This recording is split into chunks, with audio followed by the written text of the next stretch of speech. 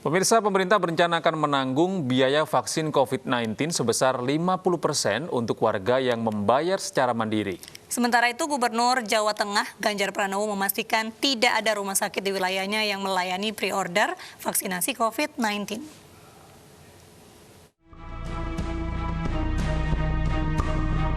Pemerintah sedang mempersiapkan diri untuk program vaksinasi COVID-19. Kementerian BUMN menunjuk PT Bio Farma dan PT Telkom Indonesia untuk mempersiapkan dan mendistribusikan 1,2 juta vaksin COVID-19 yang sudah didatangkan dari Cina. Pemerintah masih memetakan pembiayaan vaksin COVID-19 yang dilakukan secara mandiri oleh masyarakat. Kemungkinan terbesar, pemerintah akan menanggung 50% biaya dari sebelumnya yang hanya 30%. Sementara pemerintah juga masih mendata warga yang biaya vaksin akan ditanggung sepenuhnya. Jadi kemungkinan 50-50. Jadi 50-50, bukan 30-70 seperti sebelumnya? Nah, 50-50, kemudian sekarang pemerintah juga sedang Presiden meminta supaya betul-betul detail. Misalnya, kalau memang tujuannya nanti untuk pemulihan ekonomi, maka supaya program beliau akan menyampaikan tentang berbasis prioritas itu. Sementara itu, Gubernur Jawa Tengah Ganjar Pranowo menyatakan akan menyiapkan tata cara khusus bagi rumah sakit terkait prosedur vaksinasi COVID-19 yang sedang disiapkan oleh pemerintah pusat. Ganjar memastikan tidak ada rumah sakit di wilayahnya yang melayani pre-order vaksin COVID-19. Vaksin juga rumah sakit sudah mulai buka, atau berapa daerah juga? Kita nanti akan siapkan tata caranya. Belum. Itu kan belum pasti. Tadi masih ada angka-angka yang baru masuk, prioritas-prioritasnya. Kita dari daerah ngikut aja. Pengadaan jumlah vaksin terus bertambah dari semula 107 juta menjadi 182 juta vaksin, menyesuaikan jumlah penduduk dan jumlah permintaan dari warga yang bayar secara mandiri. Vaksin menjadi harapan pemerintah untuk menangani pandemi, mengingat kasus positif COVID-19 di tanah air terus bertambah. Tim Liputan iNews melaporkan. Gubernur Jawa Barat Ridwan Kamil melarang acara besar sambut tahun baru. Sementara itu, wisatawan yang hendak masuk ke Jawa Barat wajib menyertakan hasil tes antigen sebagai salah satu cara pencegahan penyebaran COVID-19.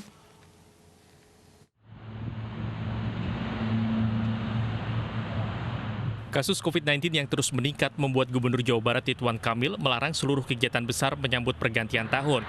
RK mengimbau masyarakat tetap di rumah dan merayakan pergantian tahun baru bersama keluarga di rumah. Ridwan Kamil tidak melarang libur Natal dan Tahun Baru, namun wisatawan harus menerapkan protokol kesehatan. Ia mewajibkan wisatawan menyerahkan surat hasil tes antigen saat berlibur di Jawa Barat. Saya sampaikan, khususnya Jawa Barat tidak mengizinkan ada acara-acara besar untuk pergantian Tahun Baru. Ya. Di Tahun Baru diselenggarakan di rumah saja, secara indoor, tidak boleh ada kerumunan outdoor, itu sudah disepakati. Mohon warga menyesuaikan. Juga libur panjang tetap dipersilahkan, namun menjaga protokol kesehatan, karena bukti dari protokol yang dilanggar ada kenaikan signifikan dari libur panjang yang terakhir. Dan sekarang protokolnya adalah tidak lagi menggunakan rapid test antibody, semua harus bergeser sekarang kebijakan menggunakan rapid test antigen.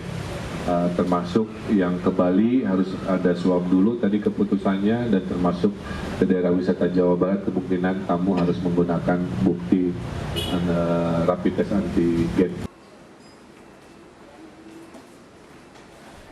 Perubahan dari rapid test menjadi tes antigen karena antigen memiliki tingkat keakuratan tinggi dalam mendeteksi virus COVID-19. Dari Bandung, Jawa Barat, Diki Wismara, iNews melaporkan. Aksi kabur-kaburan sejumlah pengendara motor mewarnai razia justisi penggunaan masker di kawasan Gambir, Jakarta. Meski angka penyebaran COVID-19 di ibu kota terus meningkat, namun masih banyak masyarakat yang enggan menggunakan masker.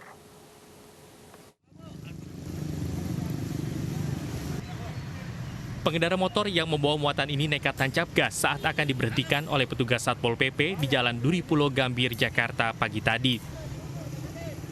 Begitu juga dengan pengendara lainnya yang nekat kabur demi terlepas dari sanksi yang diberikan petugas karena tidak memakai masker. Beda halnya dengan pasangan suami istri yang membawa anak balitanya berboncengan sepeda motor ini. Meski sempat panik, namun mereka tidak bisa menghindari razia karena sang istri dan anak yang kedapatan tidak memakai masker. Apa nggak bawa masker tadi? Enggak, bawa tapi nggak dipakai. Kenapa nggak dipakai? Sesak napas. Nggak takut kena COVID, Bang? Ya, saya orang susah, pasar aja. Oh gitu. Petugas menjaring lebih dari 30 pelanggar yang rata-rata pengendara roda 2. Sampai saat ini kita sudah menjaring 36 pelanggar yang tidak menggunakan masker, ada yang menggunakan masker tapi tidak digunakan dengan benar. Tapi tetap kami kasih sanksi tindakan, dan yang tidak menggunakan masker setelah penindakan sanksi sosial kami berikan masker untuk dipakai dan untuk melanjutkan perjalanannya kembali. Usai didata, seluruh pelanggar yang terjaring diberikan sanksi sosial menyapu jalan. Dari Jakarta, Rani Sanjaya, iNews melaporkan. Pemirsa, dalam rangka memeriahkan Hari Perkebunan Nasional ke-63, Kementerian Pertanian melalui Karantina Pertanian Manado melepas ekspor komoditas pertanian subsektor perkebunan dari Sulawesi Utara. Ya, ekspor tersebut bernilai 11,2 miliar ke 9 negara. Peringatan Hari Perkebunan Nasional tahun ini memiliki tema optimalisasi ekspor perkebunan dalam upaya pemulihan ekonomi. Beberapa komoditas yang diekspor diantaranya tepung kelapa sebesar 343,4 ton, santan kelapa 25 ton, dan pala biji 15 ton dengan total volume mencapai 383,4 ton. Pelepasan ekspor komoditas hasil perkebunan Sulawesi Utara dilaksanakan di gudang PT Sasa Inti Amurang, Minahasa Selatan, yang merupakan eksportir baru di bidang pengolahan kelapa dengan produknya berupa tepung kelapa, santan, dan air kelapa. Data IKFAS Karantina Pertanian Manado menunjukkan nilai ekspor komoditas perkebunan dari Sulawesi Utara meningkat. Pada tahun 2019, ekspornya sebanyak 2,1 triliun, sedangkan pada tahun 2020 hingga tanggal berjalan telah mencapai 2,6 triliun rupiah. Dinas Perkebunan Provinsi Sulawesi Utara terus fokus pada pengembangan produk sampingan kelapa seperti briket arang dan sabut kelapa. Pihaknya berharap perusahaan eksportir juga dapat membantu pemasaran dengan harapan kesejahteraan petani kelapa meningkat. Sementara dari rekaman sistem perkarantinaan pertanian, IKFAS mencatat komoditas perkebunan nasional yang laris di pasar dunia selain sawit dan produk turunannya adalah kelapa, kopi, karet, mede, dan pinang biji. Ya pemirsa, informasi tadi sekaligus mengakhiri jumpa kita dalam iNews Pagi. Saya Mirva Suri. Dan saya Gede Satria undur diri. Terima kasih atas kebersamaan Anda. Selamat beraktivitas, tetap sehat, tetap semangat, dan sampai jumpa. Dan cobalah mari kita semua saling menyayangi dan saling berbagi. Dan bersama untuk hadapi bencana, kelak sambut pagi dan cerah mentari. Dan cobalah mari kita semua saling menyayangi dan saling berbagi. Dan bersama untuk hadapi bencana, kelak sambut pagi dan cerah mentari.